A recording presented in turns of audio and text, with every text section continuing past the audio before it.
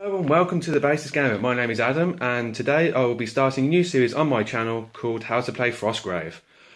This game has taken a lot of storm at my local club, being October War Games Association in Birmingham, UK. I will put a link to their club website, their Facebook page, so in the description below, so you can check those guys out. They are a great crew to hang out with. We meet every Tuesday between 6 and 10 p.m.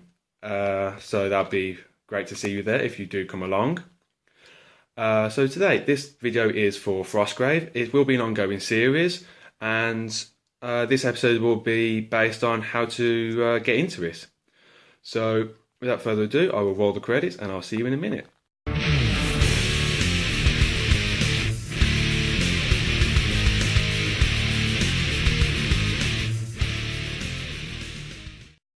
We are back to watch the first video of How to Play Frostgrave. I believe this game is originally done by North Star Miniatures. They are a great company. I have had some models from them and I cannot fault them.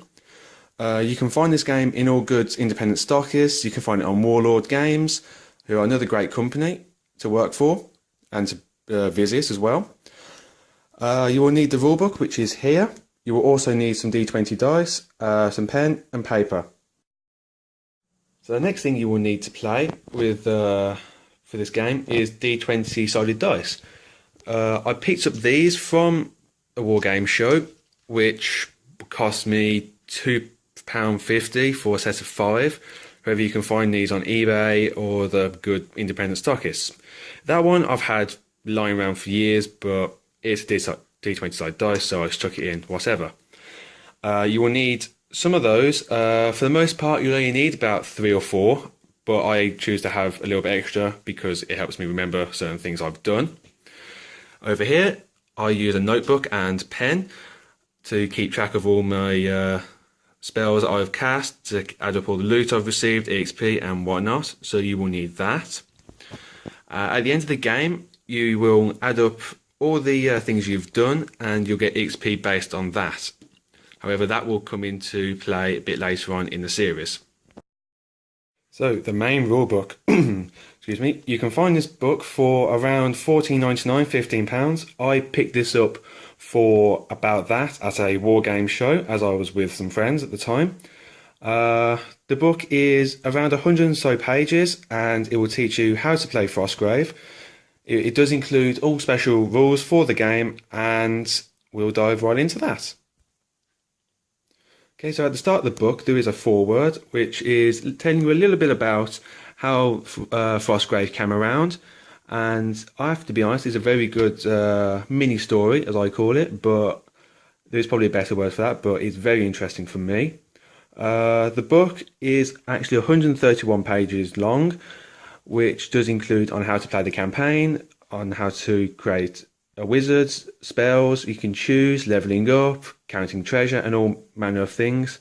I will cover the book in a future episode, which I believe will be episode 2, along with how to create your wizard and apprentices, as well as how to create your warband. For this episode, we will be looking at the wizard sheet, as you will definitely need that. So I will pause and go to that. We are back with the wizard sheet. This won't make much sense at first glance, however in episode 2 you will see exactly why it is needed, and as well as the warband page which is on the back of that. You can freely download this from the links below. I will chuck them from osprey.com. We are back with the warband and spells pages. As always, you can photocopy these or you can download them from the links below, which I will drop in the description box. Here you can have up to, I believe, 8 soldiers for your first game. Then, depending on what base of operations you choose, you can go up to 11. However, that will be in episodes 2, 4, 5, something of that nature.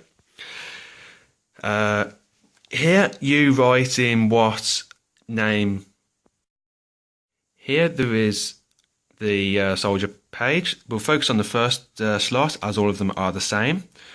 Up here, you write in what soldier type you like, so archer, crossbowman, infantryman, that sort of thing. Those will be covered in episode 2. The stats here will be also covered in episode 2, his current health will also be the same as it is for the wizard. So that can fluctuate from game to game, depending if he takes health damage or not. Soldiers can only have one item plus their standard equipment. So if you have an archer, he has a bow, lighter armor, and possibly a hand weapon, which I have to check. And he can then have one other item on his person. Notes will be for the same, and that will be for the entirety of your warband. So I hope you've enjoyed this video. It is a quick, brief one to some degree. You'll also need some various models of fantasy-based nature. Warhammer 40k will not generally be suitable to some degree. However, Chaos Demons from that range will be very helpful in various missions, which I have some. I have a Greater Demon of Khorne from about 2002, which I've had lying around for many years, so I decided to build this up and make use of it, as you can summon greater demons which will either do your bidding if you pass the spell, or if you fail, then they'll turn around and beat you in the head with their sword or axe or whatever. You can also have some very good models from their what was their fantasy range, or now Age of Sigmar range.